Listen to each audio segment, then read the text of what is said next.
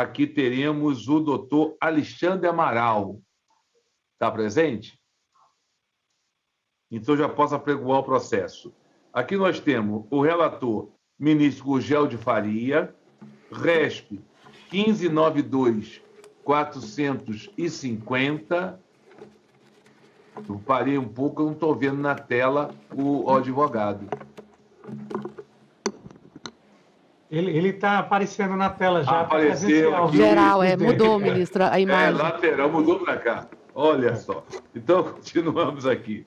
Então, o RESP 1592-450, tração oral pelo advogado doutor Alexandre Amaral pelo recorrido e alertando já que é o destaque da ministra Regina Helena Costa. Indago, doutor Alexandre, se dispensa a leitura do relatório. Dispensa, excelência. Então, com a palavra para a sua sustentação oral no prazo de 15 minutos previsto no regimento. Excelentíssimo senhor, obrigado. Excelentíssimo senhor presidente, Benedito Gonçalves. Excelentíssima senhora ministra Regina Helena. Excelentíssimo senhor ministro Gurgel de Farias, relator. Excelentíssimo ministro Sérgio Cuquina. Excelentíssimo senhor ministro Manuel Erhard. Boa tarde, aqui estou representando o Conselho Federal de Fisioterapia e Terapia Ocupacional. Muito me honra estar desta tribuna representando mais de 300 mil profissionais que devotam a sua vida à saúde brasileira.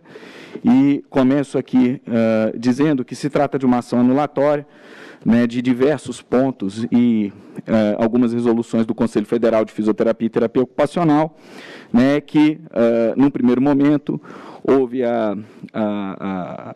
após o tramitar do processo, houve a extinção do feito numa primeira sentença. Esse processo data de 2004. Neste momento, o Tribunal Regional Federal cassou a sentença. Essa questão chegou até o STJ. O STJ, por sua vez, determinou a integração na parte que dispunha sobre o artigo 535 do CPC, mas manteve-se a cassação e, por essa razão, o processo acabou retornando à primeira instância para julgamento de mérito. E, no mérito, o douto juízo da Vara Federal de Porto Alegre entendeu pela improcedência dos pedidos, tendo em vista, né, que o que se ali tinha não havia nenhuma invasão às prerrogativas do profissional médico. Essa sentença foi mantida pelo Egrégio Tribunal Regional Federal da 4ª Região, e é sob esse acórdão guerreado que aqui, né, me coloco na tribuna para fazer essa breve sustentação oral. E começo, excelências, dizendo que esse processo é um processo que se destina a destruir, né, os conselhos profissionais de saúde. Né? A competência legal do Conselho Federal de Fisioterapia e Terapia Ocupacional está registrada na Lei Federal 63.1675, que criou o sistema, artigo 5º, inciso 2º, em que cabe ao Conselho Federal regular normas para o exercício da fisioterapia e da terapia ocupacional. Em interpretação sistemática, essa mesma lei, artigo 7º, trata, né, justamente da competência e aplicação do poder de polícia pelos conselhos regionais. E, obviamente, sem as normas do Conselho Federal, não seria possível fiscalizar o exercício profissional no interesse primário da sociedade brasileira. Nesse sentido, aqui, né, rapidamente, né, a lei, o decreto-lei, que trata das competências, né, e das atividades privativas dos profissionais fisioterapeutas, é o Decreto-Lei 938/69, que foi recebido na nova ordem constitucional como lei ordinária, e diz claramente o artigo 3º, é a atividade privativa do fisioterapeuta executar métodos, técnicas fisioterápicos com a finalidade de restaurar, desenvolver e conservar a capacidade física do cliente. Artigo 4º, é a atividade privativa do terapeuta ocupacional executar métodos, técnicas terapêuticas e recreacional com a finalidade de restaurar, desenvolver e conservar a capacidade mental do paciente. Ou seja, uma norma legal de conteúdo vago e indeterminado, em que a competência legal é atribuída ao Conselho Federal de Fisioterapia e Terapia Ocupacional para o exercício da regulação, e isso foi feito por diversas normas, e são normas que, basicamente, o que se apega à entidade médica, né, aqui tratando do mérito, é justamente da palavra diagnose, em algumas normas, e basicamente trata sobre a acupuntura, quiropraxia e osteopatia. Sobre quiropraxia e osteopatia, excelências, nem mesmo o Conselho Federal de Medicina ousa discutir, né, a competência do profissional fisioterapeuta, mesmo porque são técnicas manipulativas que no Brasil são praticadas por esses profissionais desde sempre.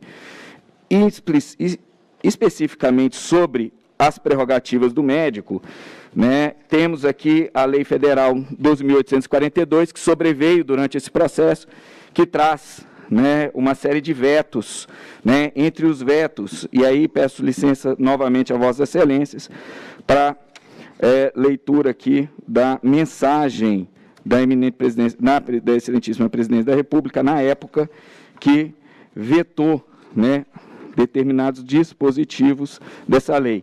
O primeiro dispositivo vetado, caput do artigo 4º dessa lei, mensagem 287, 10 de julho de 2013. 1. Formulação do diagnóstico nosológico e respectiva prescrição terapêutica. Razões do veto. O texto inviabiliza a manutenção de ações preconizadas em protocolos de diretrizes clínicas estabelecidas no Sistema Único de Saúde e em rotinas e protocolos consagrados nos estabelecimentos privados de saúde, da forma como redigido o inciso 1, impediria a continuidade de inúmeros programas do Sistema Único de Saúde, que funciona a partir da atuação integrada dos profissionais de saúde, contando inclusive com a realização de diagnóstico nosológico por profissionais de outras áreas que não a médica. É o caso dos programas de prevenção e controle da malária, tuberculose, hanseníase, doenças sexualmente transmissíveis. Em relação especificamente à acupuntura, que também é objeto da impugnação, vamos ver o veto.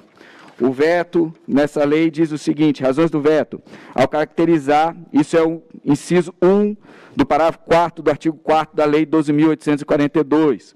Ao caracterizar de maneira ampla e imprecisa o que seriam procedimentos invasivos, os dois dispositivos atribuem privativamente aos profissionais médicos um rol extenso de procedimentos, incluindo alguns já estão consagrados no Sistema Único de Saúde. A partir de uma perspectiva multiprofissional, em particular, o projeto de lei restringe a execução de punção, drenagem e transforma a prática da acupuntura em privativa dos médicos, restringindo possibilidade de atenção à saúde e contrariando a Política Nacional de Práticas Integrativas. Essas foram as razões do veto. Esse veto está mantido dentro do processo legislativo constitucionalmente previsto, esse veto está mantido. Aqui se lê os vetos porque eles devem integrar uma interpretação histórica para que não se refuja da mens legis, do interesse que a Casa do Povo assim firmou. E não somente o Poder Legislativo assim o disse, o Poder Executivo, né, claramente, né, integra, coloca como práticas integrativas a acupuntura, por exemplo, e não só o Ministério da Saúde. Ministro Kukina, apenas faço referência a uma portaria, né, que está aqui, de 20 de dezembro de 2018, em que coloca todos os profissionais que efetivamente praticam acupuntura, entre eles o fisioterapeuta, ou terapeuta ocupacional. E aqui a tabela, excelência, a tabela do SUS, está aqui a tabela do SUS. Tabela de 2021, sabe quanto se paga a uma sessão de acupuntura? R$ 3,47. Pergunto, que médico no Brasil fará acupuntura por R$ 3,47? E é por essa razão que sobreveio o veto. E é por essa razão que essa ação é tão importante. E na manutenção, obviamente, do precedente do TRF da 4ª Região. E aqui a CBO, excelências, a CBO, para ver que não é só o Ministério da Saúde, o Ministério do Trabalho e Emprego, fisioterapeuta osteopata, fisioterapeuta quiropraxista, fisioterapeuta acupunturista. Mas vamos além, vamos na DCN, Ministério da Educação. O que o Ministério da Educação fala?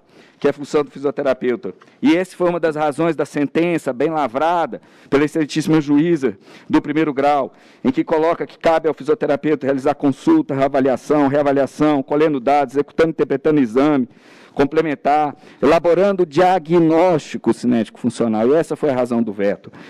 Então, nós temos um plexo aqui, nós temos abrangência de normas que determinam a forma de melhor interpretar, e apenas aqui trazendo uma situação prática que foi trazida a esta primeira turma, aqui da relatoria do ministro Manuel Erhard, RESP, 196-9808, ministro Manuel, Vossa Excelência fez uma análise sobre a lei do ato médico, sobre as restrições de práticas, né, sobre essa possível reserva de mercado, e Vossa Excelência, de forma muito feliz, né, assim trata.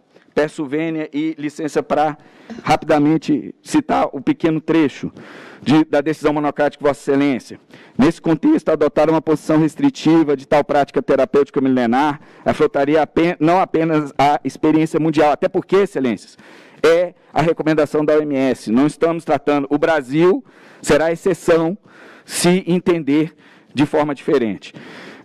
Mas, principalmente, o direcionamento já adotado pelo SUS, que admite, a partir de uma perspectiva multiprofissional. Nesse sentido, consta a portaria 971/2006. E Vossa Excelência, ministro Manuel, faz uma série de, uma análise bastante extensa sobre a privatividade ou não da técnica, sobre a invasão ou não da privatividade dessa técnica. Então, o que se roga a Vossas Excelências aqui é que, na análise dessa questão, né, que se dê vazão aqui ao que o Congresso Nacional decidiu em 2013. E apenas para fazer uma menção, os TRFs mudaram a perspectiva sobre isso a partir da Lei 12.842. Então, esse RESP, a que citei, 196-9808, de relatoria do ministro Manuel, ele vem tratando da enfermagem, que trouxe a acupuntura muito depois da fisioterapia, só para dar um exemplo, e ele faz uma análise, né, sobre essa questão, de maneira bastante extensa, mas sobre um paradigma, que é um paradigma que sobreveio da 8ª turma do TRF da primeira região, que agora se alinha ao entendimento do TRF da 4ª, a entendimentos do TRF da 2ª, e ao próprio Ministério Público Federal, que, por meio da Procuradoria-Geral da República, deu parecer pelo desprovimento do recurso. Então, o que se roga aqui, em nome de 300 mil profissionais, e mais do que isso, em nome da saúde coletiva, da tutela coletiva, do artigo 196 da Constituição Federal, é que Vossas Excelências, ao conhecerem, se conhecerem, né, que possam negar provimento ao recurso especial. Muito obrigado, agradeço a atenção de Vossas Excelências e fico à disposição para qualquer esclarecimento de fato. Doutor Alexandre, a turma agradece e passa a palavra ao relator. Presidente, gostaria inicialmente de cumprimentar a todos os colegas, na pessoa de Vossa Excelência, o ministro Benedito Gonçalves, o subprocurador-geral da República, o doutor Miécio, que está aqui nos acompanhando, e os servidores, na pessoa da doutora Bárbara. E também lanço as minhas saudações para o ilustre advogado, doutor Alexandre, que na última semana estivemos juntos, por videoconferência, como está acontecendo aqui, no caso, em audiência. Mas até tive a oportunidade de lembrar que, pelos meus registros, nós já tínhamos uma audiência anterior exatamente para tratar desse caso, que é um caso realmente relevante, é um caso importante, porque envolve os limites da atuação do fisioterapeuta e do terapeuta ocupacional em relação à atuação do médico. E nesse período aí de tramitação dessa ação, que já se vão aí longos 18 anos, como o doutor Alexandre lembrou, esse processo veio aqui para o STJ na primeira vez, voltou, teve que ser julgado novamente na primeira instância, enfim, chega agora, né, então, para exame deste egrégio colegiado. E como já lançou o ministro Benedito, houve o destaque da ministra Regina, que é importante, mostra aqui, no caso, a análise cuidadosa do colegiado, porque certamente haverá um debate maior, ou haverá um pedido de vista, enfim, não tenho ainda uma bolinha de cristal, porque a ministra Regina não anunciou o que pretende fazer, mas, por óbvio, é importante que haja o debate. Eu vou fazer não vou fazer de memória... Ministro, só para... se Vossa Excelência me permite, o meu destaque diz com matéria processual puramente. Então, não sei se Vossa Excelência gostaria de analisar, Vossa Excelência trata do assunto no voto, então não é nenhuma surpresa. Eu gostaria de externar uma posição, já antecipo, uma posição contrária, mas do ponto de vista processual. Então, Perfeito. Só para registrar, mas de qualquer maneira não surpreende, porque Vossa Excelência tratou do assunto no início do voto.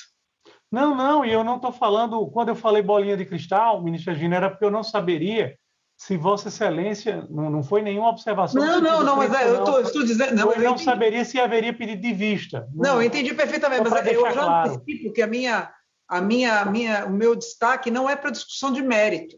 Perfeito. Obrigado. Perfeito. Eu vou, então, como eu disse, fazer aqui, não de memória, mas fazer realmente aqui a leitura de partes principais do voto, mas não vou, no caso, cansá-los. Inicialmente, eu registro que a ação e o recurso especial reúnem as condições necessárias ao conhecimento do mérito. No exame preliminar do feito, preocupei-me com o fato de que, e talvez seja essa aí a matéria que a ministra Regina pretende discutir, e aí eu registrei.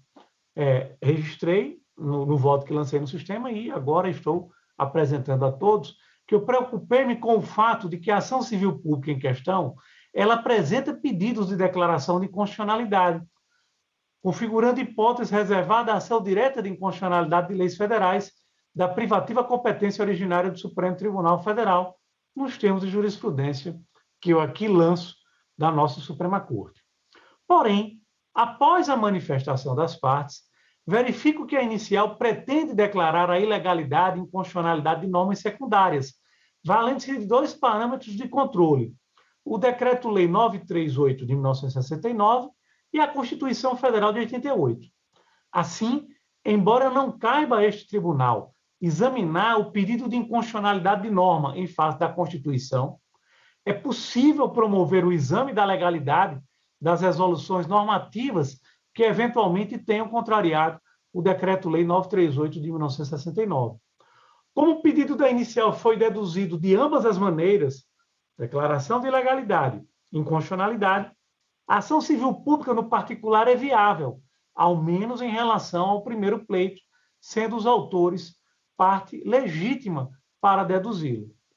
Como foi nessa extensão que os recursos especiais foram interpostos, inexistem os óbices que cogitei no despacho de folhas 1974 e 1975, e vou até fazer a leitura aqui da manifestação das partes no que diz respeito a esse despacho. Tanto o Conselho Regional de Medicina do Rio Grande do Sul, como também o Sindicato Médico do Rio Grande do Sul, eles reiteraram os fundamentos anteriores de correção da via e ratificaram a pertinência processual subjetiva, conforme consta aqui as folhas. A parte recorrida, que fez a sustentação oral aqui através do doutor Alexandre, o Conselho Federal, no caso de fisioterapia e terapia ocupacional, pugnou pela aplicação do princípio da primazia do exame do mérito. Afirmou que a parte autora busca promover controle de legalidade das resoluções, pelo que não se confundiria com o controle de constitucionalidade. O Ministério Público também foi ouvido em nova manifestação, entendendo que o apelo deveria se limitar ao exame da violação aos artigos 1º, 3º e 4º do Decreto-Lei 938 de 1969, e nessa extensão opinou pelo desprovimento do recurso. Eu, então, senhor presidente, nessa parte inicial, eu observo que eu fiz a ouvida não só das partes, não é, como também do Ministério Público, e todos foram no sentido da continuidade do processo e, por óbvio, do exame quanto ao mérito. É assim que estou procedendo, mas como a ministra Regina destacou que pretendia abrir aí talvez uma divergência ou fazer um destaque quanto a essa parte no âmbito processual, eu vou, no caso, por enquanto, me limitar a este exame, presidente, e abrir a oportunidade do debate, registrando que, assim como a ministra Regina Helena fez, não há aqui, nesse aspecto, nenhuma possibilidade de alegação de que as partes não se manifestaram ou de que haveria uma surpresa para as partes, porque eu tive o cuidado de intimar todos para que se manifestassem. Então, o debate que, eventualmente, esse colegiado venha a travar sobre este tópico, no caso, é de ciência das partes, não havendo nenhuma violação ao princípio da não surpresa e, portanto, não havendo violação ao artigo 10 do CPC 2015. Mas já, no caso, destaco porque imagino que seja esse o objetivo da ministra Regina. Não é mesmo, ministra Regina? Tem a palavra, senhor presidente. Tem um destaque, exato. Muito obrigada, ministro Gurgel. Eu cumprimento a todos também, senhor advogado, pela sustentação oral. Eu, evidentemente, não desconheço a diretriz de se analisar o mérito, a primazia da análise do mérito, que é uma tônica do direito processual moderno, mas eu entendo, ministro Gurgel, com todas as vênias, que este caso, que esta ação é totalmente inepta para embasar pronunciamento de mérito, ainda mais em relação a um tema importante, como Vossa Excelência houve por bem destacar. Confesso que me debrucei sobre esse caso, tentei ter a maior boa vontade possível e estava de bom humor, devo registrar. E mesmo assim eu não consegui superar tantos defeitos que essa inicial trouxe. Não é? Então, a questão aqui não é de conhecimento do recurso, eu estou falando da própria aptidão da ação proposta para ensejar o pronunciamento de mérito que se pretende ver analisado. Então, eu principio dizendo que causou estranheza verificar que se trata de uma ação ordinária que foi proposta por um sindicato, né? Nem entrar nos detalhamentos do tema, mas uma ação ordinária proposta por um sindicato, buscando declaração de nulidade de atos administrativos normativos, de atos infralegais, tanto no que tange à constitucionalidade quanto à legalidade. Ou seja, algo inusitado, por quê? De um sindicato se esperaria, por exemplo, um mandado de segurança coletivo, não é? Mas, para isso, o sindicato teria de apontar ato coator. Não é? Só que não há ato coator. Então, não há nenhum ato concreto e, provavelmente, em função disso, o sindicato optou por entrar com esta inusitada ação ordinária. Por que eu chamo de inusitada? Porque o que se pretende é controle abstrato de legalidade e de constitucionalidade. Então, com relação à constitucionalidade, o ministro Gurgel já bem colocou, evidentemente não teria nenhum sentido, esse tribunal não faz uma análise não é a sua atribuição a análise sob o prisma de constitucionalidade, mas o fato é que o controle de legalidade aqui exercido tem que ser exercido na via adequada e por quem tem legitimidade. Então, aqui não me parece que ocorra nenhuma coisa nem outra. O sindicato, então, propõe a ação de rito ordinário para discutir, então, deixemos de lado a constitucionalidade, o controle de constitucionalidade, para discutir controle abstrato de legalidade. Eu acho que nós nunca julgamos nada assim. Né? Ou a gente julga isso numa ação coletiva, ou a gente julga isso num mandado de segurança coletiva, e aí tem que apontar ato coator, mas não assim. Bom, tão inusitada a ação que o juízo de primeiro grau, a meu ver, com total razão, declarou extinto o processo sem resolução do mérito, com fundamento em ilegitimidade ativa e inadequação da via eleita. Com toda a licença, ministro Gurgel, penso que esse foi o pronunciamento certo. Não é? Esse foi o pronunciamento correto. Foi o que o juiz de primeiro grau fez na primeira apreciação. Muito bem, houve recurso para o Tribunal Regional Federal da 4ª Região, o tribunal entendeu que a sentença era nula, mandou devolver, entendeu que podia se discutir assim, legalidade abstrata em ação ordinária. Faço observação que até esse momento ninguém falou de ação civil pública. A ação não foi proposta como ação civil pública, a sentença não o considerou assim, o TRF4 não considerou assim, mandou nova sentença, a sentença julgou improcedentes os pedidos, porque aí teve que examinar o mérito que o tribunal, a corte local mandou, voltou para o TRF4 também, ninguém falou em ação civil pública. Né? E eu estou abrindo essa possibilidade, que também penso que não seja tão tranquila assim, mas em princípio viável. Agora, da maneira como a ação foi proposta, parece que ela é totalmente inviável. Né? Quer dizer, por todos esses problemas, pedido inadequado, via inadequada, ilegitimidade ativa, tem todos os problemas desta ação, todos, a meu ver. Então, muito bem, chega para nós o recurso especial, ministro Gurgel, então, pelo que pude depreender do seu despacho de folhas 1974 e 1975, Vossa Excelência fez alusão expressa a respeito, mandou ouvir as partes se manifestaram, Vossa Excelência, que entendi, convolou a ação em ação civil pública, ou entendeu que isso, porque ninguém até então tinha dito isso. que Vossa Excelência entendeu admissível a ação civil pública. Foi o que eu entendi da leitura, mas nenhuma das partes havia dito isso antes. Quer dizer, nenhuma das partes havia dito isso, ou disse isso. Quer dizer, então, o que me parece é que, desde a origem, a partir do momento em que o juiz de primeiro grau rejeitou a ação, a meu ver, com total razão, desde o momento em que o TRF4 anulou essa sentença para recomeçar o processo, esta ação vem tramitando como uma ação ordinária de declaração de ilegalidade em abstrato. Né? Como se fosse um controle de constitucionalidade perante o Supremo, só que aqui seria um controle de legalidade em abstrato perante o STJ em ação ordinária. Então, me parece que é uma coisa muito estranha, não é o que a gente não vê isto, não me parece cabível, nem o sindicato fazer isso, porque não há ato concreto e nem está falando ali em nome dos seus representados da maneira adequada, ou por meio de uma ação coletiva, ou por meio de mandado de segurança coletivo. A questão, os pedidos são estranhos, absolutamente, a meu ver, incompatíveis com o que se admite, e também essa questão da ação civil pública foi uma questão colocada quando chegou aqui, basicamente.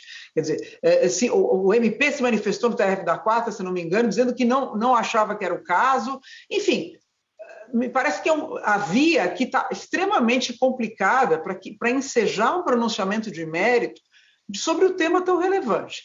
Então, eu faço esse registro, ministro Gurgel, sem querer bagunçar o julgamento nem nada, porque eu acho que esse tribunal não deve admitir ações com tamanhos problemas, com tamanha ausência de condições para proferir, para examinar um tema tão relevante. Eu acho que nós não podemos, certamente existem outras ações e outros recursos que permitiriam um exame adequado e sem esses problemas. Quer dizer, então, aqui há vários tropeços e vários equívocos, em meu sentido, que propiciaram que o recurso chegasse até aqui. Né? Mas me parece que era caso, eu não tenho dúvida que se fosse o juiz de primeiro grau teria indeferido a inicial. Como fez, inclusive, como extinguiu-se em resolução o magistrado de primeira instância. Eu teria feito a mesma coisa. Também acrescento que não entendo que tenha havido preclusão para que eu possa fazer essa manifestação nesta oportunidade, aqui nesta Corte Superior, porque se trata de objeção. Então, aqui nós temos pelo menos três defeitos na ação. Quer dizer, antes do Código 73 se falava em condições de ação, hoje nós chamamos tudo de pressupostos processuais. Quais sejam? Legitimidade, ausência de legitimidade ativa, impossibilidade do pedido e inadequação da via eleita. Então, tem 3 grandes problemas. Então, fosse um ou outro, poderíamos até eventualmente relevar e prestigiar a primazia do pronunciamento de mérito, mas neste caso me parece que os defeitos são muitos e são graves. Por isso que eu fiquei com a impressão, ministro Gurgel, que no seu despacho, Vossa Excelência, embora não tenha dito expressamente, estava admitindo que fosse uma ação civil pública. Vossa Excelência diz que seria viável se fosse uma ação civil pública, mas ninguém nunca propôs isso como ação civil pública, isso nunca tramitou como ação civil pública. Então, eu fiquei com essa impressão que Vossa Excelência estava admitindo para poder dar sequência e vir a examinar o mérito. Mas eu confesso também que não vejo, pelo menos em princípio, com tranquilidade essa solução, porque nada foi feito nessas bases. Então, o que se tem aqui é uma ação ordinária de controle de legalidade em abstrato. É isso que nós temos aqui. Então, me parece que, com todas as vezes, que isso não é viável, nós não temos essa possibilidade, até porque, se for assim, nós vamos ter que admitir ações em abstrato aqui, controle de legalidade em abstrato, para tudo. Para todos os atos normativos, de todos os conselhos, de toda a administração pública, da Receita Federal, do INSS, do Banco Central. Então, vamos entrar com ações de controle de legalidade em abstrato. Coisa que nós não temos. Né? Nós temos que ter uma discussão individual, né, à vista de um ato concreto, ou nós, de qualquer maneira, vamos ter uma discussão coletiva à vista de um ato coator. Então, mas se nós abrirmos para discussões de controle de legalidade em abstrato, eu acho que nós estamos abrindo imensamente e alargando o instrumental processual de maneira, a meu ver, exagerada. Então, esse é o ponto. Eu gostaria de manifestar, em função disso, independentemente do tema que está sendo examinado, mas me preocupou muito a questão processual, quer dizer, que isso possa, eventualmente, se tornar um precedente para se admitir ações tão mal manejadas quanto esta.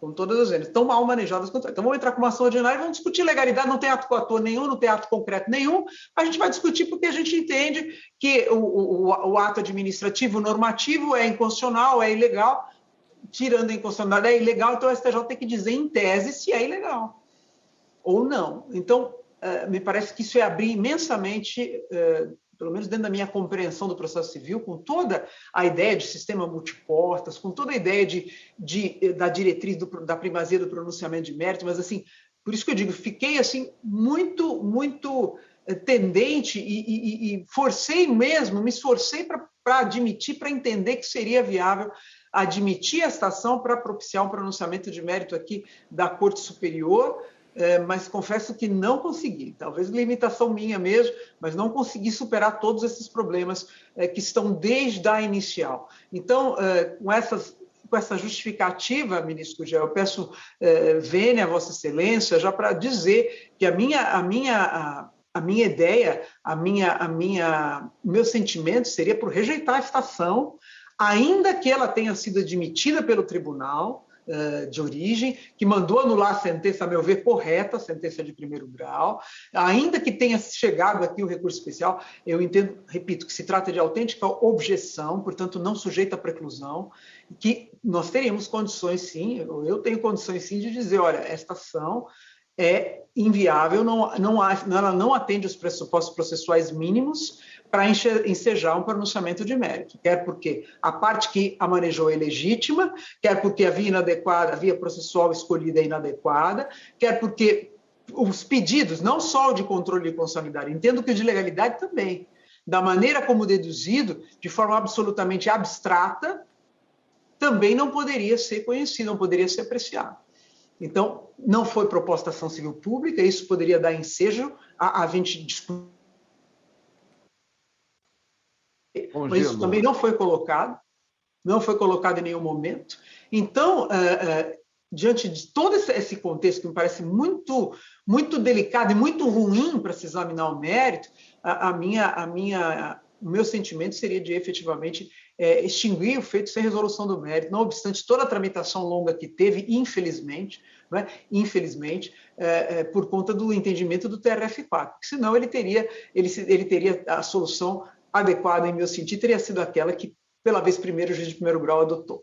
Então, com toda a licença, eu estou apresentando essa, porque me sinto melhor em dizê-lo do que em simplesmente entender que esse processo está ok. Então, que esta ação é idônea. Então, como acho que não, então, daí a minha manifestação, ministro. Já eu agradeço muito a parte e a suspensão da prolação do voto para que eu pudesse manifestar. Muito obrigado, senhor presidente. Relator, me permita?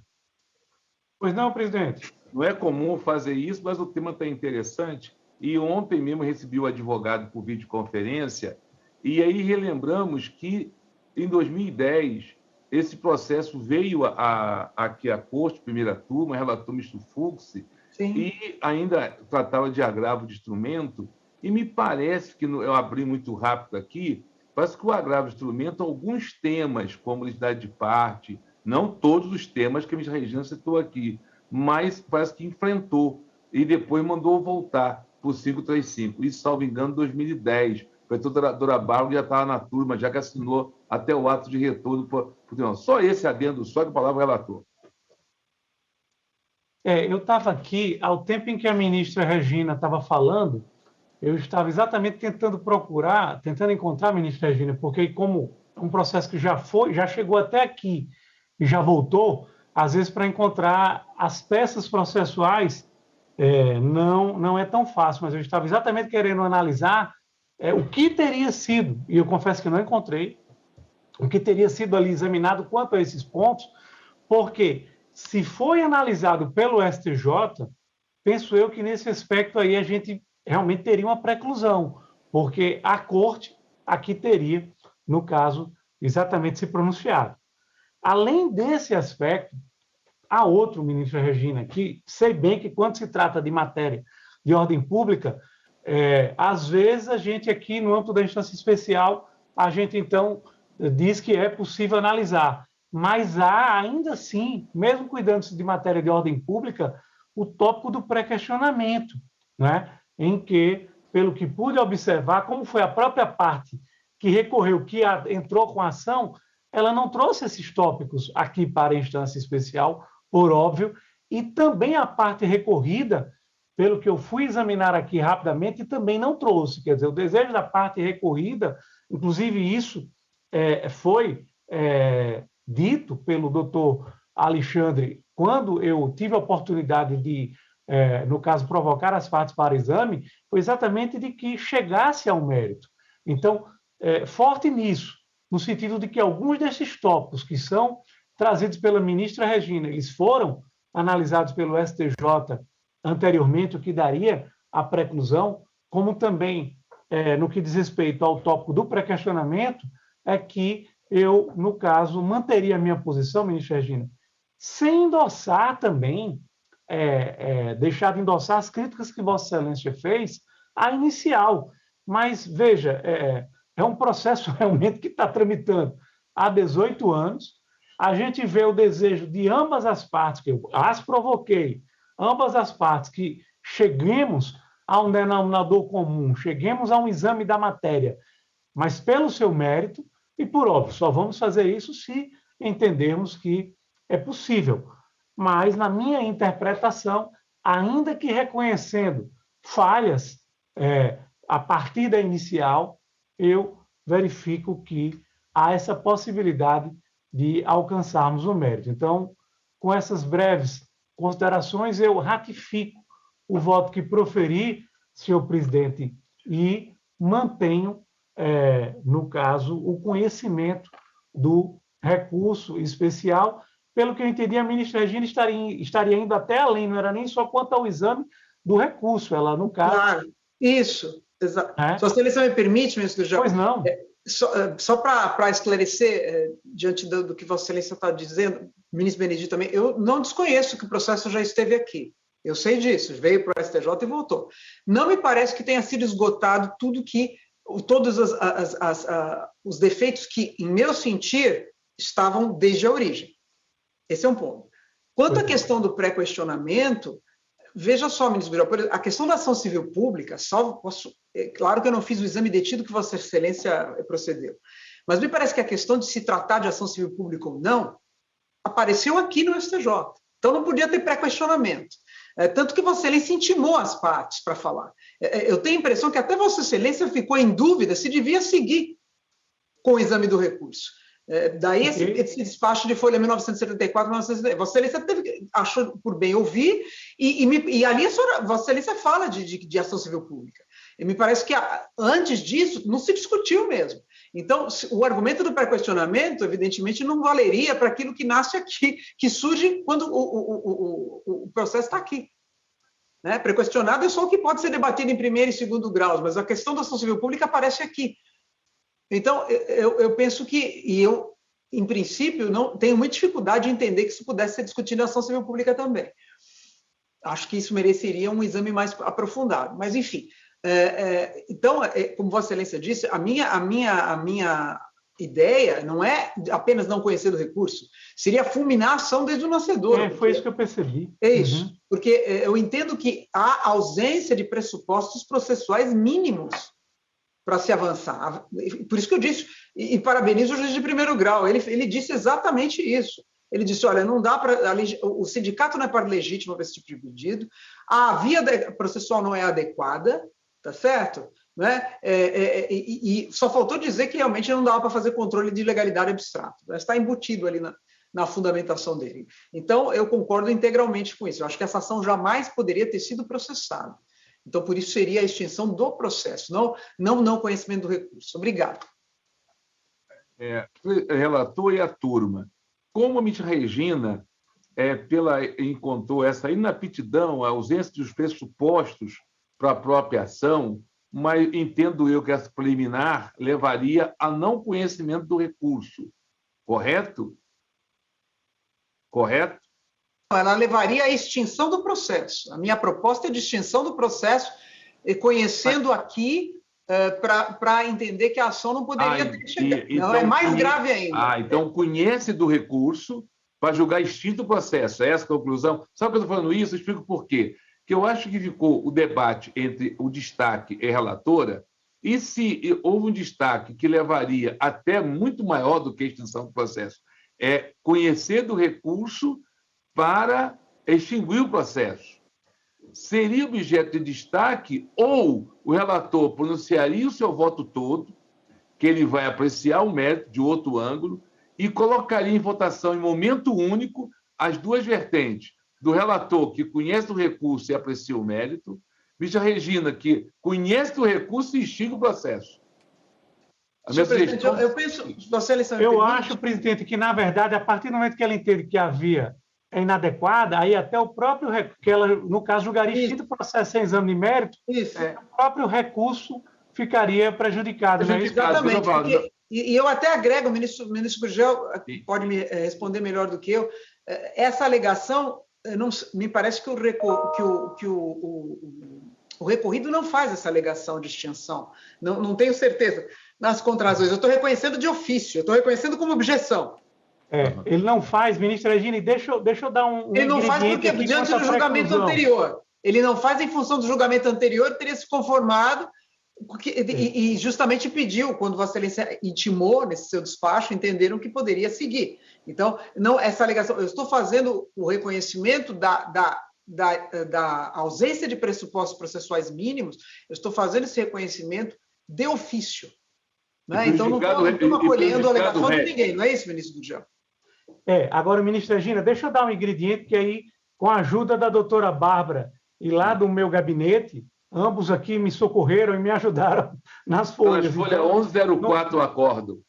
Está na 1109, ministro Benedito. Deixa eu ler aqui uma coisa a respeito da preclusão, viu, ministra Regina? Só para dar um ingrediente a mais. O acordo foi da relatoria do ministro Fux, conforme o ministro Benedito havia anunciado. O que eu estava já da emenda, só a parte que me parece que é principal quanto a essa preclusão. A matéria sobre legitimidade apreciada, adequação da ação proposta, preliminar de necessidade de litisconsórcio passivo em relação a todos os conselhos regionais, carência de ação, veja só o que ele está elencando, carência de ação e necessidade de litisconsórcio passivo com a União, diante do provimento do recurso da apelação, resta prejudicada por força da preclusão consumativa, posto a parte não se insurgiu oportunamente. A eficácia preclusiva do julgado não admite seja revolvido perante esta instância recursal matéria não apreciada pelo tribunal de origem, sob pena de supressão de instância, uma vez que o tribunal a qual limitou-se a analisar o pedido quanto à ilegalidade das taxas de limpeza e iluminação pública, aí aqui ele já começa a falar de outras coisas. Mas a minha preocupação aqui principal é quanto a esses temas que ele entendeu que havia preclusão, sabe? Certo, ministro Gurgel, é ótimo, porque a minha assessoria também está me informando e o debate está muito bom. Eu agradeço. E isso que você disse está corretíssimo. E o que acontece? O que então sobraria daquilo que eu disse? A questão do controle de legalidade em abstrato, que não foi examinado. E como eu disse, se nós formos admitir que o STJ se pronuncie sobre controle de legalidade de atos normativos em abstrato, nós vamos ter que admitir ações ordinárias contra instruções do Banco Central, atos do INSS, ato do INSS, do Banco Central, da Receita Federal, se discutir em tese, porque foi isso que foi feito aqui. Tá? É controle em abstrato. Acho que, quanto a isso, não há dissensão entre nós. Né? Quer dizer, ninguém está apontando nenhum ato específico que tenha causado ou tenha potencial de causar dano ou lesão aos sindicalizados. Ninguém diz nada disso. O problema é que estão discutindo em tese. Bom, então, isso não foi apreciado nesse agravo do instrumento, nesse acórdão, como também, penso eu, essa questão da ação civil pública é uma questão nova. É uma questão que surgiu depois, e como eu disse, quando Vossa Excelência, percebendo que havia problemas na via escolhida, né, está claro do seu despacho de 1900, folha 1, 974, 975, percebendo que havia problema sério na via escolhida, intimou as partes para se manifestar e diz lá, a certa altura, salvo engano meu, ministro, já pode me corrigir, que essa pretensão poderia ser deduzida em série de ação civil pública. Não foi isso que Vossa Excelência falou? Então, poderia, que seria na viável. Verdade, eu não me fixei, ministra Regina, digamos assim, na nomenclatura que foi dada à ação, né? Eu entendi que na forma como ela estava promovida, na verdade, era uma verdadeira ação civil pública, também porque o sindicato tem a legitimidade para tanto, né? Embora a nomenclatura, eu estava aqui revisitando, a nomenclatura que foi dada foi realmente de ação ordinária. Vossa Excelência está certa, mas a gente é lição que a gente aprende no processo civil, que, na verdade, não é o nome que você dá, mas o pedido que você faz, né? Então, eu terminei entendendo. Eu entendi, mas não foi só nomenclatura, não tem nenhum fundamento em ação civil pública. Não tem nenhum fundamento, e também a questão é esse controle de legalidade em abstrato. Eu não estou me fixando só no nome, mas a questão é que a maneira como foi vertida a pretensão em si. Então, essa pretensão, controle de legalidade abstrata, de ato normativo, isto pode ser trazido ao STJ dessa maneira? Eu penso que não. Eu acho que não pode. Né? O sindicato não pode. Então, o problema não é de nomenclatura, o problema é de procedimento, de rito. É muito mais, não é só o nome, não. Né? É de rito. Então, por isso que eu estou insistindo tanto na inépcia disso tudo.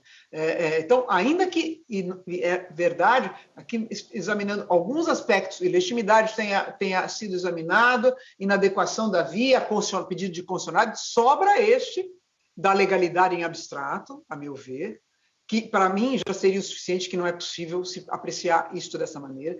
O fato é que me parece que o sindicato não impetrou MS coletiva exatamente porque não ia conseguir, porque não tinha ato nenhum, não tinha ato coator, nem em potencial.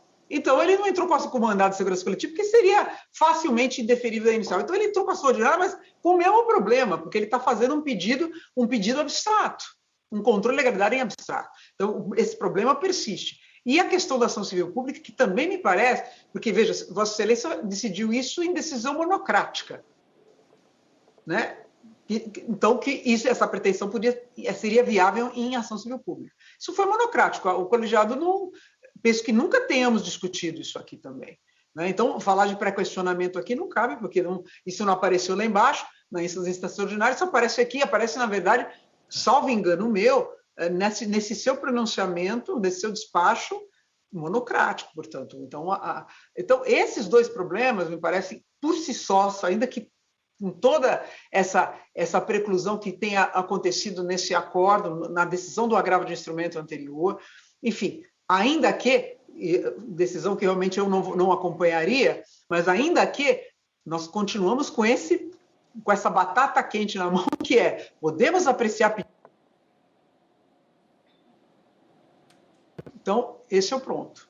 Eu acho bastante complicado admitir isto. Né? A gente só faz isso, a gente se pronuncia abstratamente, normativamente e repetitivo.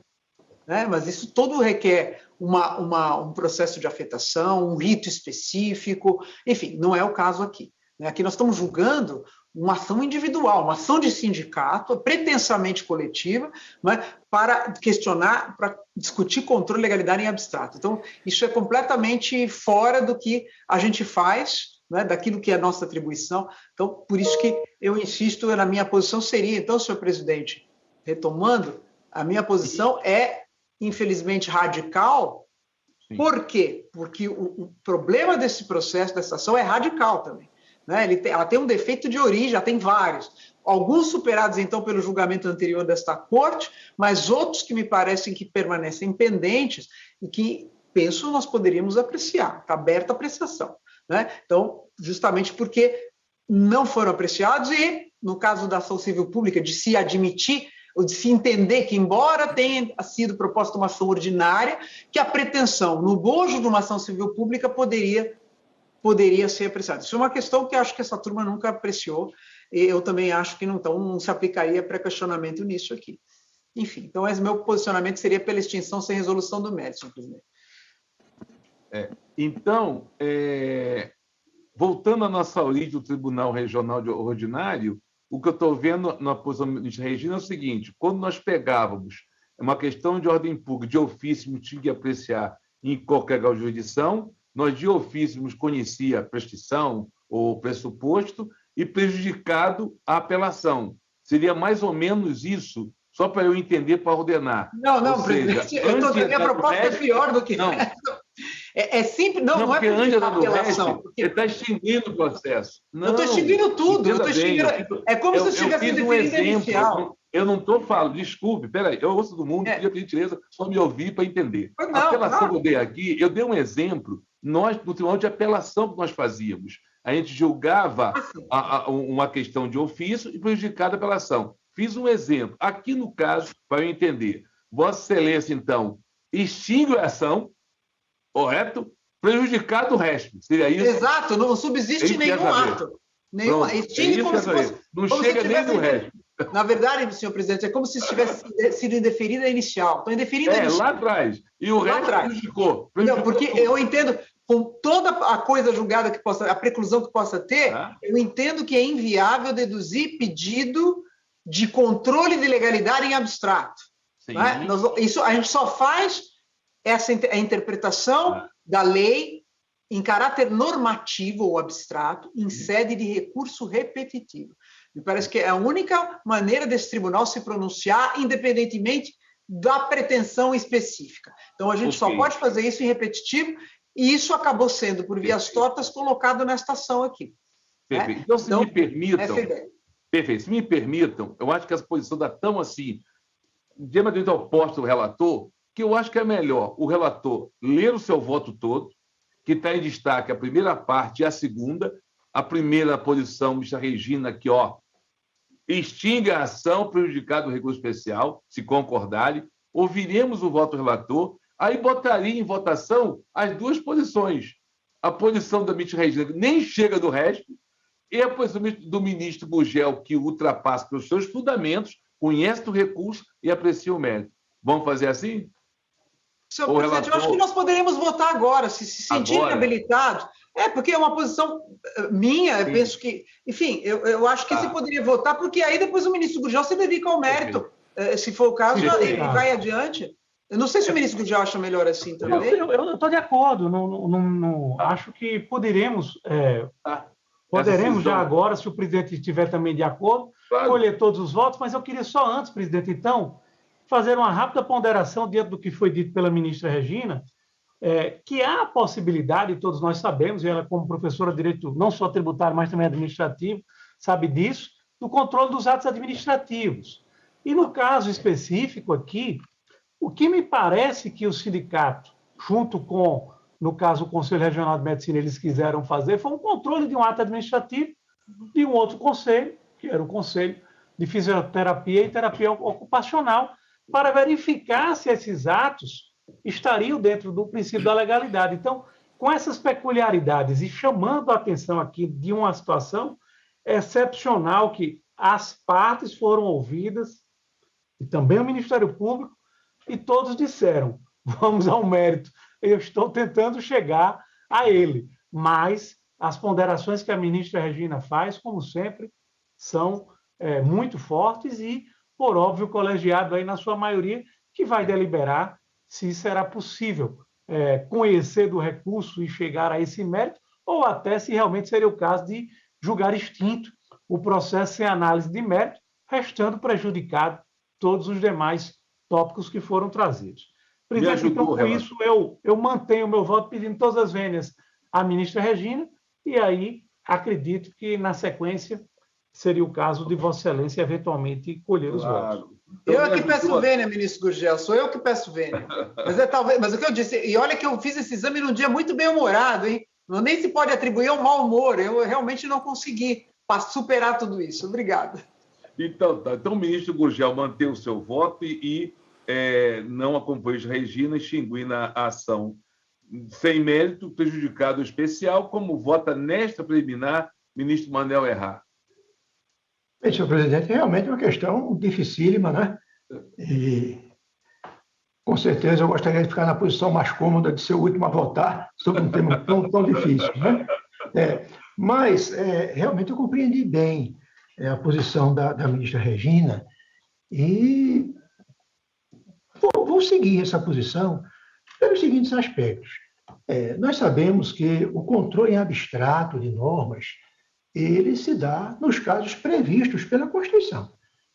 E, neste caso, de atos normativos, a previsão é lá daquele artigo que fala da competência exclusiva do Congresso Nacional e que admite que o Congresso Nacional edite um decreto legislativo para sustar o ato normativo que, porventura, tenha invadido as prerrogativas do Poder Legislativo. Em matéria judicial, eu acredito que a instituição de um controle abstrato, ela depende da Constituição. Não é à toa que, durante anos e anos, nós só tivemos no Brasil o controle difuso de constitucionalidade e que foi preciso que houvesse aquela emenda de 65 para que se introduzisse o controle concentrado no Brasil, porque aí a Constituição passou a prever expressamente a realização do controle concentrado de constitucionalidade. No plano dos atos infralegais diante da lei, do chamado controle de legalidade, realmente a ideia que sempre se tem é de não haver no ordenamento jurídico uma ação que propicie o exercício desse controle de legalidade em abstrato. Tanto que é imprescindível que a parte ingresse com a ação postulando um determinado direito, para que, incidentalmente, se peça até que se declare a nulidade de algum ato normativo que incidiria naquela situação jurídica. A ação civil pública, todos nós sabemos, né, que realmente tem uma grande abrangência, até a questão da admissibilidade do controle de constitucionalidade no âmbito da ação civil pública sofre restrições, porque seria um controle difuso dentro de uma ação que tem projeções erga omnes, mas o Supremo conseguiu, né, realizar essa possibilidade, dizer, não, você declara incidentalmente, agora o que vai transitar em julgado, o que vai produzir efeitos erga omnes é a parte dispositiva lá da sentença e não a declaração de inconstitucionalidade. Essa questão que eu vejo é que a tradição do nosso direito realmente, ela até hoje não conseguiu construir uma ação judicial que propicie o controle concentrado de legalidade. E acho até que essa questão específica pode ser levada para o âmbito da competência constitucional do Superior Tribunal de Justiça. A meu ver, né, para que se admitisse a realização desse controle de legalidade em abstrato, seria necessário que houvesse algum artigozinho, algum incisozinho lá na competência do STJ, dizendo que o STJ teria competência para julgar ações com essa finalidade, com esse objetivo. Acho até que a situação não se equipara totalmente à do repetitivo, porque no repetitivo fixamos jurisprudência, mas não extirpamos do mundo jurídico uma determinada norma. E aqui nós iríamos extirpar do mundo jurídico normas que teriam sido editadas contrariamente à lei, né? Então, eu acho que a questão ela tem assim, uma gravidade muito ampla, porque não é pura e simplesmente verificar a questão da preclusão, da superação de obstáculos processuais, né? É uma questão mais ampla, né? Que vai até com a própria definição da competência das cortes, né? E vai até com a questão do poder normativo da administração diante da lei, né? Então, é algo que não vejo possibilidade, não vejo essa previsão. Realmente, o que talvez dificulta um pouco o meu voto é não conhecer os detalhes do caso, o que é que teria fluído efetivamente, né? Se essa matéria feitada, né? Mas parece que esse ponto específico não teria sido objeto de apreciação. E também louvo aqui o ministro Gurgel pela preocupação que demonstrou de encontrar uma solução para uma questão que, afinal, já está aí, quase que não sei quantos anos, 18 anos, aí, é uma coisa absurda, né? Realmente, né? Então, encontrar uma solução, isso realmente é muito importante. Mas todos esses aspectos, eles me levam assim, a acompanhar a ministra Regina, embora destacando aqui que, até do ponto de vista da efetividade do processo, a solução do ministro Gurgel poderia ser a melhor, a mais adequada. Mas acompanha a ministra Regina.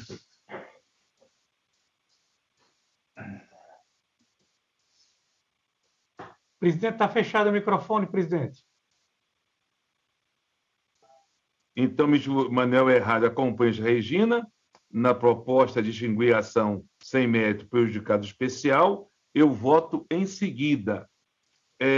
No tocante ao agravo de instrumento, que foi julgado em 2009 ou 2010, mais ou menos, na primeira turma, vários aspectos que foram reconhecidos, até a ministra Regina, no seu voto divergente, chamar assim, reconheceu. Ficou faltando, então, a questão de utilizar uma ação ordinária, depois daquela da ação civil pública, para buscar uma declaração de constitucionalidade. A preliminar do voto do ministro Gurgel, que eu não vou ler, mas me filio a ele, em que encontra a legitimidade na verificação que ele fez após ele pedir às partes manifestar, entende que o tribunal não cabe analisar pedido de constitucionalidade, mas é possível promover o exame de legalidade de resoluções normativas que, eventualmente, tentam contrariado, no caso, Decreto-Lei 938. Peço máxima vênia à ministra Regina, mas divirjo neste ponto, acompanhando o relator. Como voto, Sérgio Fuquina. Pois não, senhor presidente.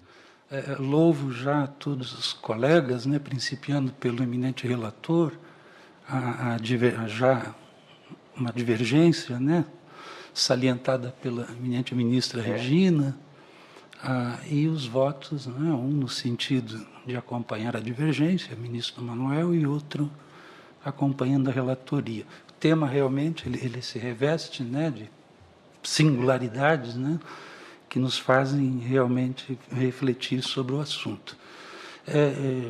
Enquanto ouvia, né, passava os olhos na própria petição inicial e fiquei assim muito tranquilo, efetivamente, num primeiro momento, a perceber que em nenhum passo, né, dos pedidos formulados se cogita, né, de que o judiciário devesse, no caso concreto, declarar a inconstitucionalidade. Então, é muito claro que se está apenas no patamar do controle de legalidade. E esse controle, né, penso que o que chamou a atenção da ministra Regina, se bem compreendi, é essa peculiaridade, né, de se cuidar aqui, em princípio, de um controle abstrato, né, de legalidade a que o judiciário não poderia acudir, tanto o STJ como o juízo em primeiro grau, né?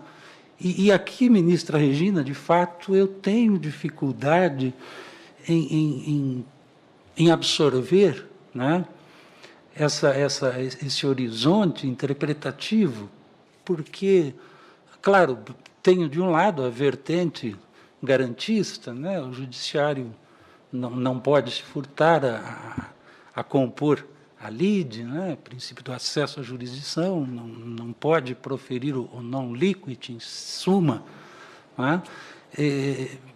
Como eu disse, embora bastante interessante a construção que Vossa Excelência propõe, secundada pelos aportes do ministro Manuel, mas o fato é que, como disse, lendo o conteúdo mesmo da petição inicial, me parece que, embora o pedido final posto na exordial caminhe nesse sentido, de que o judiciário declare a ilegalidade de tais ou quais dispositivos das resoluções indicadas, né? Mas o certo é que há uma causa de pedir. E nessa causa de pedir, né, eu tenho lá fundamentos fáticos, jurídicos, de maneira muito clara, a parte autora, ela diz, olha, eu quero assegurar as prerrogativas dos meus associados, dos médicos, que estariam sendo postas em xeque com essa alegada invasão, né, de espaço profissional, essa invasão implementada pelos decretos, né, ou, melhor dizendo, pelas resoluções do Conselho de Fisioterapia. Então, me parece que embora não haja mesmo um ato específico, concreto, mas há uma pretensão que se volta à tutela de todos os médicos no exercício da sua atividade. É isso que depreendo da petição inicial. Pede-se a declaração da ilegalidade de dispositivos, de resoluções, com o objetivo de resguardar, né, prerrogativas, né, isso está lá no corpo da petição inicial. A própria Constituição Federal, é verdade, ela atribuiu legitimidade aos sindicatos para a propositura da ação mandamental coletiva, né, para aqueles casos em que efetivamente exista um ato lesivo concreto, um ato abusivo de autoridade. Mas o artigo 8º, inciso 3º da Constituição também deixa claro, né, que se inscreve no rol de atribuições ou de prerrogativas dos sindicatos a defesa, inclusive em juízo, dos interesses individuais ou coletivos, né, dos seus associados. E aqui me parece que se está exatamente à frente de um exemplo, né, de busca de tutela de interesse coletivo. Que interesse coletivo é esse? Ele radica na defesa das prerrogativas dos profissionais médicos. Então, o ministro Manoel, acho que foi o ministro Manoel, né, que trouxe aqui a possibilidade do Legislativo, via decreto, anular, enfim, né, invalidar algum outro ato de feitio normativo que configure uma invasão, né, ao que disposto antes pelo Congresso Nacional, enfim. Né. É bem verdade isso, mas me parece que especificamente nesse caso concreto, né, seria difícil que o Judiciário, né, deixasse de prestar a jurisdição aqui, volto de compor esse conflito de interesses, naquela visão carnilutiana. Né? Então, eu tenho para mim, ministra Regina, ministro Manoel, que nessa lide concreta, efetivamente, há sim um interesse que, a par, né, de existir um pedido, em tese genérico, né, de que se declare a nulidade de resoluções, de dispositivos de resoluções, mas há sim um propósito declarado no corpo da petição inicial. Propósito esse que visa, como assegura o artigo 8º, inciso 3, exatamente visa a resguardar interesses de natureza coletiva da classe médica. Então, esse pelo que extraio, como disse, da leitura que fiz, né, da petição inicial. Porque aí eu me pergunto, o que restaria a esse Conselho de Medicina, né? Como disse, o ministro Manoel sugeriu, talvez, uma provocação ao Congresso Nacional, enfim, ou ao órgão legiferante que detivesse essa competência, né? Mas, fora daí, né, não se tem o judiciário, então, para postular. Realmente me parece que se criaria um vácuo, né, um limbo, que deixaria a parte efetivamente em dificuldades. Né? Nós aqui, a miúde, claro, fazemos esse contraste entre instruções normativas e leis tributárias. Mas, evidentemente, temos lá uma infração, um procedimento fiscal, etc., em concreto, é bem verdade. Mas, neste caso, como eu disse, assim percebo, né, há, efetivamente, um bem da vida, um bem jurídico, cuja tutela se busca, que que coincide, não é, com prerrogativas médicas alegadamente ameaçadas por meio das resoluções que são indicadas na petição inicial e tidas por ilegais. Então, eu reconheço, no caso concreto, a existência, sim, não é? Reconheço a existência de um ambiente em que não se está a decidir apenas no plano genérico, não é? No plano objetivo, mas há sim um conteúdo subjetivo que, não é, vai ao encontro exatamente da postulada tutela de prerrogativas dos associados, não é, vinculados ao sindicato autor.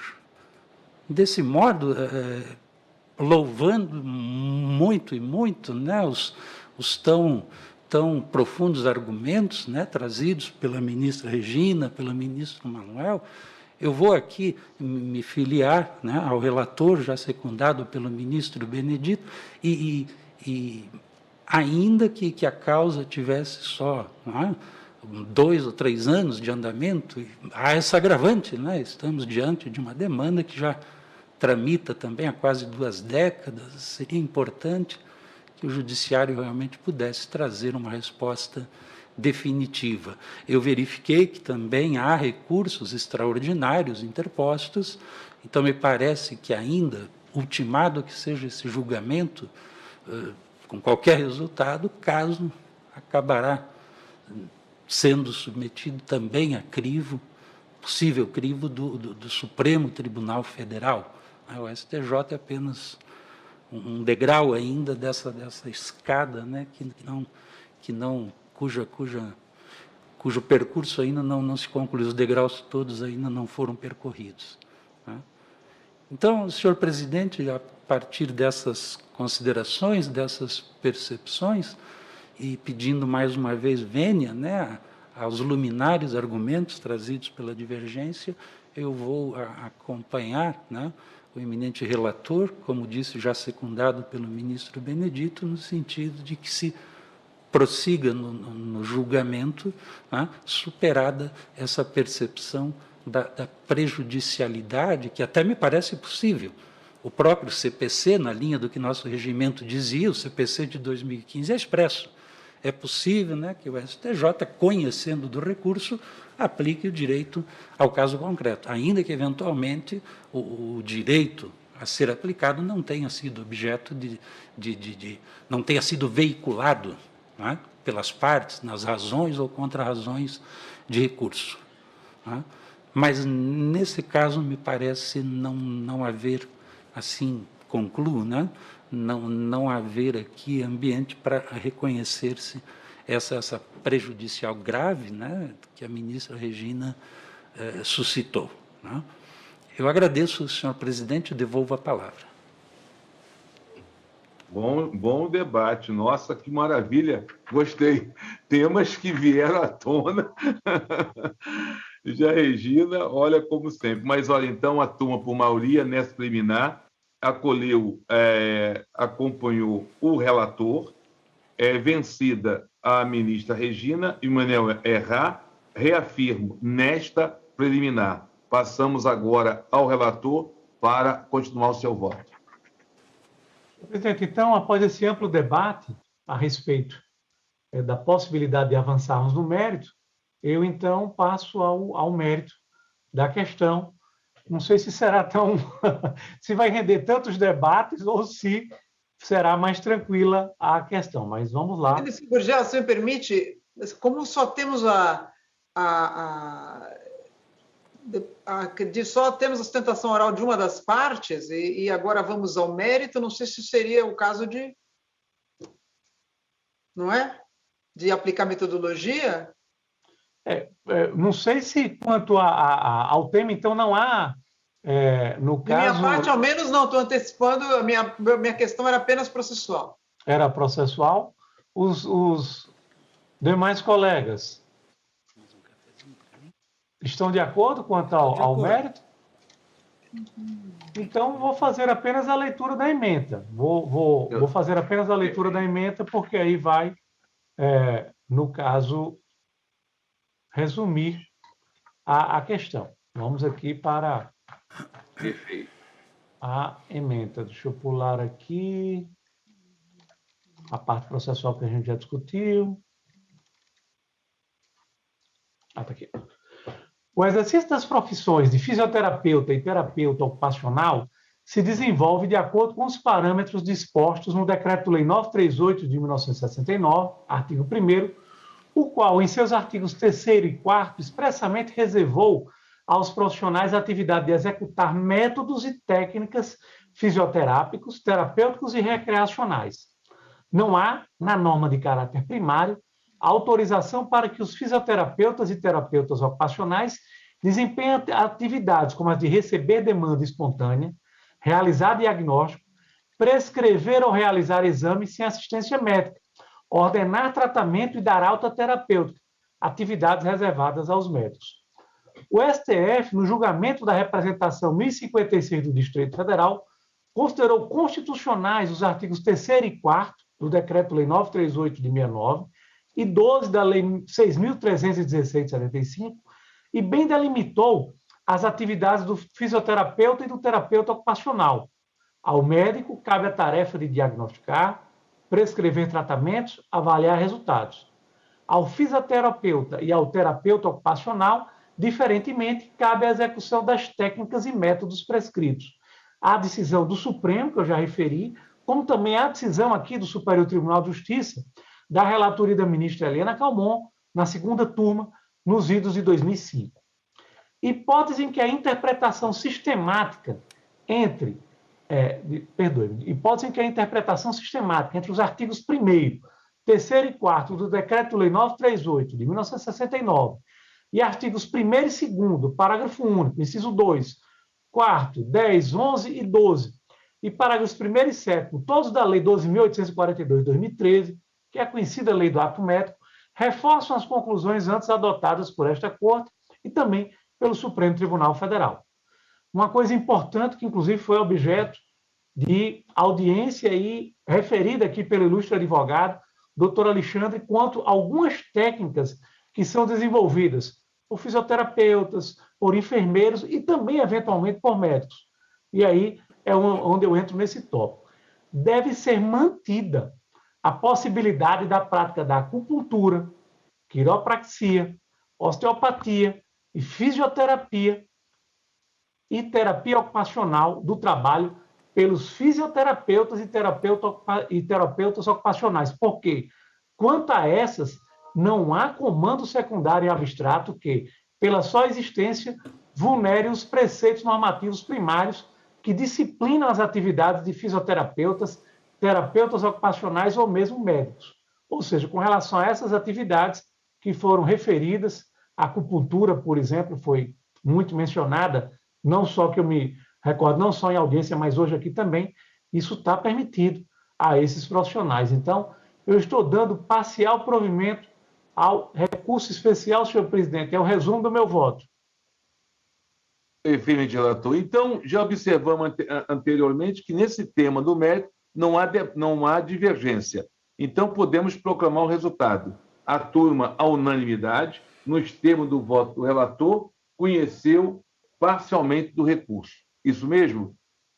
Doutor Alexandre, muito obrigado. Ultimado o julgamento. Conheceu parcialmente e deu provimento. Tá. Desculpa. Deixa eu só conferir. Deixa eu ratificar aqui. Porque no voto. Na verdade, deu parcial provimento. Conhece parcial provimento.